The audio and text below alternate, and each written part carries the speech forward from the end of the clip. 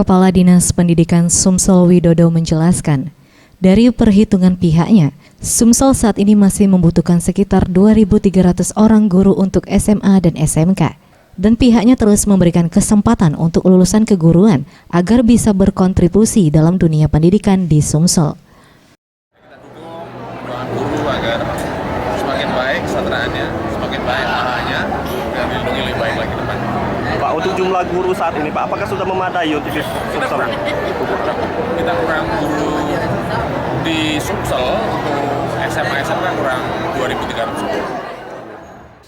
Sementara untuk keseluruhan, Sumsel masih membutuhkan sekitar 10.000 guru PNS yang diperuntukkan untuk SD, SMP, dan SMA maupun SMK. Banyak faktor yang menyebabkan kekurangan guru PNS, diantaranya karena pensiun dan faktor lainnya. Kondisi kekurangan ini tentu mempengaruhi dan menghambat proses kegiatan belajar mengajar di sekolah. Diharapkan, pemerintah dapat bertindak cepat menyelesaikan masalah ini agar dunia pendidikan dapat berjalan dengan baik. Widodo menyampaikan ada 2.800 kekurangan guru. Belum guru SMP, guru SD.